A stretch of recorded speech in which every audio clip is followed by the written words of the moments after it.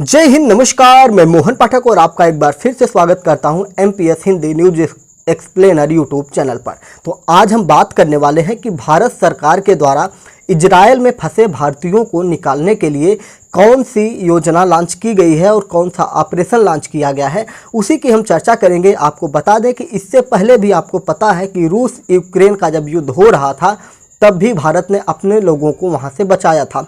इसके बाद बहुत सारे देशों में बहुत सारी आपदाएं आईं, जिन आपदाओं के दौरान भारत सरकार ने अपने लोगों को निकालने के लिए जी तोड़ मेहनत की। और यही नहीं, आपको पता होगा कि जब दूसरे देशों में भूकंप जैसी आपदाएं आती हैं तो भारत सरकार अपने यहाँ से मदद भी लोगों को भेजती है।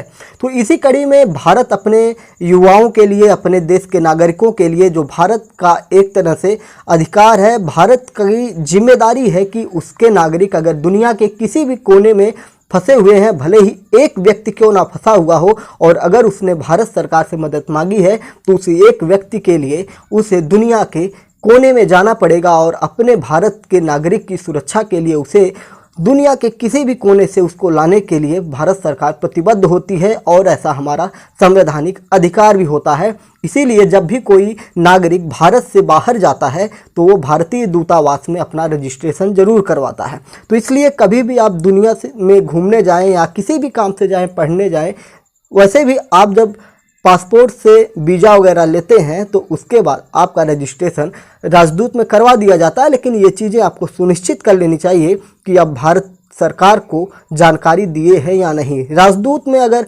आप राजदूत आवास में या राजदूत जो हमारी व्यवस्थाएं बनी हुई हैं उनमें जाकर आप अपना रजिस्ट्रेशन करवाते हैं या उनको बताते हैं कि इससे क्या होता है कि आप अपने आप को भारत सरकार को ये जानकारी दे देते हैं कि हम अब बाहर हैं और हमारी सुरक्षा भी आपकी जिम्मेदारी होती है। ये हमारा संवैधानिक अधिकार है और भारतीय होने का ये अधिकार है।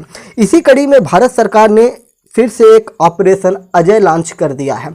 इसकी जानकारी भारत के विदेश मंत्री एस जयशंकर के द्वारा दिया गया है, जिसकी चीज़ें हम आपको बता देंगे। इजरायल में फंसे भारतीयों को लाने के लिए ऑपरेशन अजय की घोषणा एस जयशंकर ने कर दी है और इसकी जानकारी उन्होंने कल रात ही ट्वीट करके दिया था। आपको पता है कि इजरायल, हमास, फिलिस्तीन, इन लोगों के बीच में आपस में लड़ाइयाँ हो रही हैं। और आपको पता है कि जो वहाँ पे एक गाजा स्थान है, उस स्थान को लेकर बहुत सारे विवाद वहाँ पे खड़े हुए हैं और इन विवादों के चलते वहाँ पे लगातार हमला हो रहा है। आपको पता होगा कि इजरायल पर अचानक से हमास के आतंकियों द्वारा हमला किया जा रहा है और इस हमले को भारत में मुंबई में जो 26/11 हमला हुआ था उससे भी तुलना किया जाता है। जो हमारे मुंबई में हमला हुआ था उसकी तुलना की जाती है।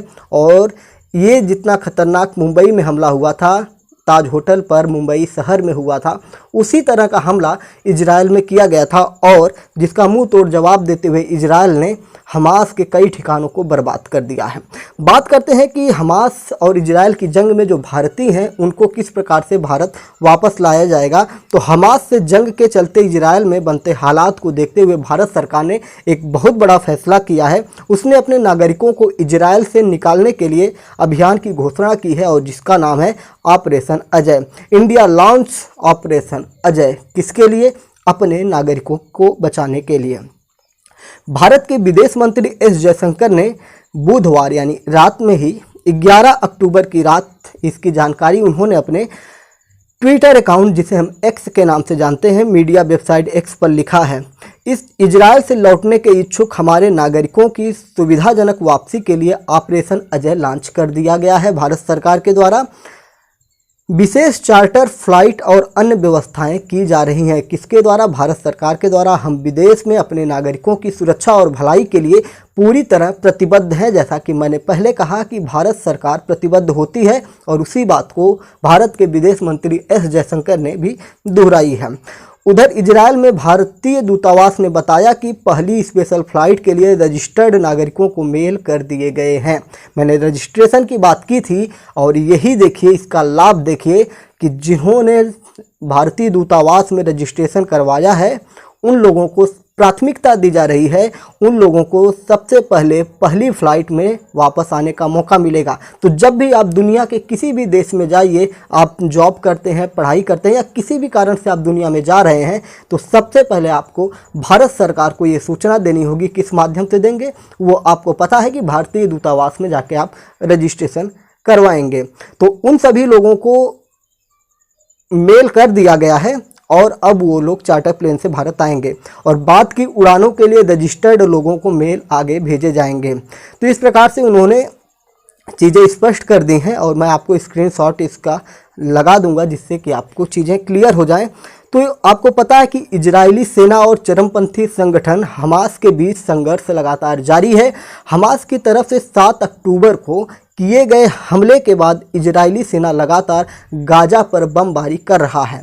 जहां तक सूचनाएं निकल के आ रही हैं कि गाजा की बहुत सारी मस्जिदों को मिसाइल के द्वारा ध्वस्त कर दिया गया है। यानी कि इजराइल इस समय पूरा खूंखार शेर बन चुका है। और इजराइल की मैं आपको एक खूबी बता देता हूं कि इजराइल की सेना जो है एक ऐसी सेना है जिस सेना में इजराइल के प्रत्येक परिवार का मतलब प्रत्येक परिवार, जितने भी घर हैं वहाँ पे जितने लोग रहते हैं, जितने परिवार वहाँ पे रजिस्टर्ड हैं, हर परिवार का एक व्यक्ति ज़रूर से ज़रूर सेना में शामिल रहता है और सेना में ट्रेनिंग किए होता है। वहाँ पे 2 प्रकार की सेना की प्रणाली है। एक होता है जो अस्थायी रूप से उसमें सैनिक बन जाते हैं और एक होता है जो वहाँ पे जाके ट्रेनिंग लेके वापस आ जाते हैं और ज़रूरत पड़ने पर वो सेना के साथ सैनिक बन के वहाँ पे काम करते हैं। तो आपको पता चल गया होगा कि इजराइल की सेना कितनी दमदार है।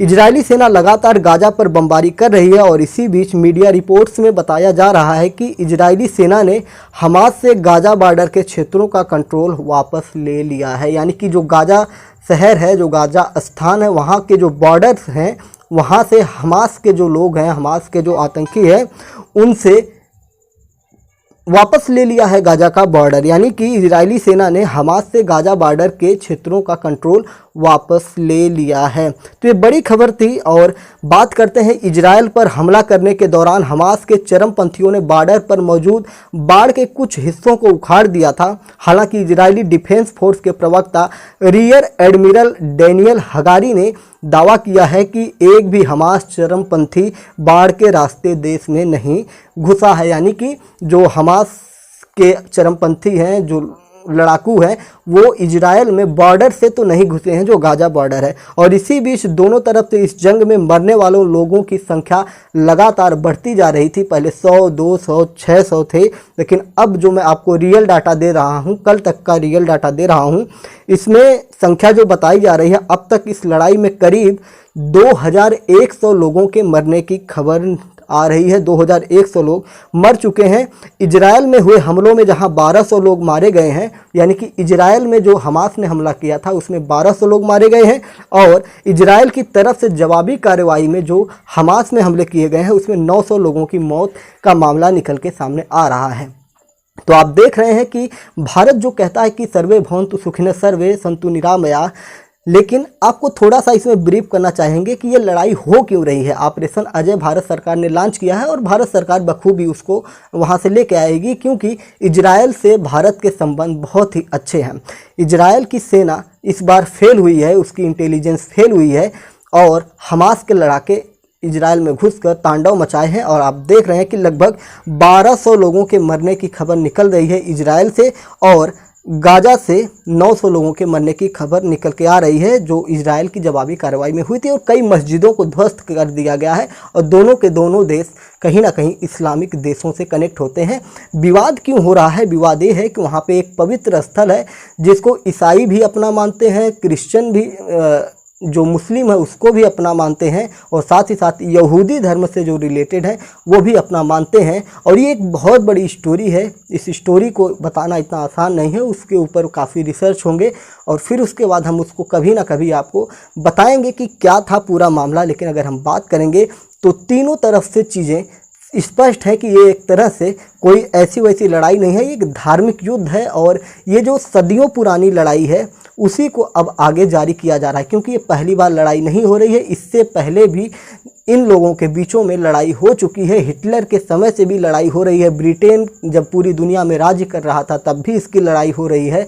और इसमें बहुत सारी चीज़ें हैं जो ऐसे ही आसानी से नहीं बताई जा सकती हैं, उसके पीछे पूरा रिसर्च करके एक स्टोरी बनेगी जो घंटों की स्टोरी होगी। खैर, अगर हम बात करें कि इस प्रकार की लड़ाई से क्या संदेश निकल के आता है, तो आपको पता है कि भारत सरकार ने भारतीय जो पार्लियामेंट बना हुआ है, जहाँ पर अशोक के खंड का जो अखंड भारत है, आप हमारे चैनल को खोलेंगे तो ऊपर ही हमने चैनल पर लगा रखा है अखंड भारत। जो हमारा भारत था वो पहले अखंड भारत कहाँ तक कैसे कैसे था, जिसमें अफ़गानिस्तान, म्यांमार, भूटान, नेपाल, पाकिस्तान, ये सारे जो हमारे पड़ोसी देश हैं, हमारी जो बॉर्डर सीमा थी अशोक के काल की वो तक थी। अगर भारत इस पर दावा करते हुए आने वाले 150 सालों में इन देशों से टकरा जाए तो कोई बहुत बड़ी बात नहीं होगी, चाहे सरकार किसी की हो, भाजपा हो, कांग्रेस की हो, या कोई भविष्य में नई पार्टी जो आई हैं उनमें से कोई नए पार्टियों का उदय हो, क्योंकि राजनीतिक संभावनाएं हमेशा बदलती रहती हैं। ना अनंत काल तक बीजेपी रहेगी, ना अनंत काल तक कांग्रेस रहेगी, कोई नई चीज़ निकल के कभी ना कभी भविष्य में आएगी। शायद इन्हीं में से कोई विभाजित होकर विभक्त हो, लेकिन वर्तमान समय में अगर हम देखें तो भारतीय जनता पार्टी इन सारी चीज़ों को सपोर्ट करती है, जैसे अखंड भारत हुआ, हिंदू राष्ट्र हुआ, और कांग्रेस इन चीज़ों से इतर दूसरी चीज़ों में लगी हुई है। और राज्य सरकारों की बात करें तो वो जातिवाद जैसी चीज़ों पर लगी हुई हैं। लेकिन अगर विजन देखा जाए भविष्य में क्या भारत अपने जो पुराने क्षेत्राधिकार थे जिसमें अशोक के काल का अखंड भारत था उस पर क्या दावा कर सकता है, तो आपको पता है कि अभी भारत खुलकर अगर किसी पर दावा करता है तो पीओके पे करता है, जो पाक अधिकृत कश्मीर है, जो आधा कश्मीर तो हमारे पास है और आधा एक बड़ा भूभाग कश्मीर का पाकिस्तान के पास है, और जिसके लिए भारत सरकार हमेशा दावा करती है, भारत के गृह मंत्री दावा करते हैं कि हमें मौका मिला तो हम पीओके को वापस ले लेंगे। तो ये अभी छोटी चीज़ लेने की बात कर रहे हैं, लेकिन कभी कोई ऐसा राजनेता आए और कहे कि हम अपने अखंड भारत को वापस लेंगे तो ये कोई छोटी बात नहीं होगी या कोई बहुत आश्चर्य वाली बात नहीं होगी। हर कोई अपने अस्तित्व के लिए लड़ता है, और आपको पता है कि भारत हमेशा अफ़गानिस्तान को मदद करते रहता है। पाकिस्तान से भारत के संबंध खराब चल रहे हैं क्योंकि पाकिस्तान भारत से 1947 में अलग हुआ था, और पाकिस्तान चाइना के साथ मिलकर भारत के खिलाफ हमेशा साजिश रचते रहता है। और आपको पता ही है कि भी हाल ही में क्रिकेट मैच में बिरयानी खाए थे सब हैदराबाद की, लेकिन जाकर उल्टी कर दिए पाकिस्तान में। और सबको पता है कि पाकिस्तानी हमेशा भारत के खिलाफ उगलते रहते हैं, और भारत में आते हैं तो बड़े प्यार से रहते हैं, और जैसे ही पाकिस्तान पहुंचते हैं तो अपने अंदर के जहर को उगल देते हैं। तो ऐसी भी संभावनाएं बनी हैं कि जैसे 1947 में भारत से पाकिस्तान अलग हुआ है, और बहुत सारे विद्वान ऐसे ही हैं जो बताते हैं कि 2047 तक शायद पाकिस्तान भारत का फिर से हिस्सा हो जाए, यानी कि पाकिस्तान समाप्त होकर भारत बन जाए। तो संभावनाएं कुछ भी हो सकती हैं। इन सारी चीज़ों को हमने आपको बताया और आपको बता रहे हैं। फिर से एक बार ध्यान रखिएगा कि ऑपरेशन अजय लॉन्च कर दिया गया है भारत सरकार के द्वारा, जो अपने देश के नागरिकों को वापस लाने के लिए अत्यंत प्रभावशाली होगा। और इजराइल से भारत के संबंध बहुत ही अच्छे हैं और इसका फ़ायदा मिलेगा। बस हम यही कामना करेंगे कि जो वहाँ से चार्टर प्लेन निकल के आए भारत के लिए, उस पर किसी भी तरह की आपदा ना आए। जैसे कि वहाँ पे लगातार युद्ध चल रहे हैं, वहाँ पे युद्ध बंद नहीं है, 24 घंटे लगातार युद्ध चल रहे हैं 7-8 अक्टूबर से, जब से हमास ने इजराइल पर हमला किया है। तो इन चीज़ों को ध्यान में रखना होगा, और हम कहेंगे कि आप लोग कामना करिए, भगवान से प्रार्थना करिए, अपने अल्लाह से प्रार्थना करिए, अपने ईसा मसीह से प्रार्थना करिए, और अपने जो भी आपके इष्ट देव हैं, क्योंकि इजराइल में सिर्फ हिंदू नहीं है, सिर्फ मुस्लिम ही नहीं है, हिंदुस्तान के प्रत्येक धर्म के लोगों से जुड़े हुए लोग इजराइल में रहते हैं, और सबकी वापसी सिर्फ एक हिंदुस्तानी के नाते होगी, एक इंडियंस के नाते होगी, एक भारतीय के नाते होगी। तो सबके लिए सब लोग अपने अपने इष्ट देवों से प्रार्थना करें कि हमारे जो वहाँ से भारत के नागरिक वापस आ रहे हैं उनकी सुरक्षा सुनिश्चित हो जाए और किसी भी तरह की आपदा का शिकार ना बने। उम्मीद है कि आपको सारी चीज़ें समझ में आ गई होगी ऑपरेशन अजय का, और ऑपरेशन अजय का MPS हिंदी स्वागत करता है। जिस प्रकार से यूक्रेन से रसिया यूक्रेन के युद्ध के बीच से भारतीयों को निकाला गया था, भारतीय छात्रों को निकाला गया था, भारतीय युवकों को निकाला गया था, उसी प्रकार से भारत सरकार इस भी ऑपरेशन को कंप्लीट करेगी और भारत का नाम फिर से दुनिया में सबसे ऊपर लाएगी अपने लोगों की सुरक्षा के लिए। जय हिंद, नमस्कार, भारत माता की जय। अपने कमेंट जरूर बताइएगा कि आपके विचार क्या हैं, आपको क्या लगता है कि भारत सरकार इसमें सफल होगी। और हाँ, चैनल पर नए हैं तो चैनल को लाइक कर सकते हैं, कमेंट कर सकते हैं, सब्सक्राइब कर सकते हैं और डेली अपडेट्स पाने के लिए बेल आइकन को भी दबा सकते हैं। जय हिंद, नमस्कार, भारत माता की जय।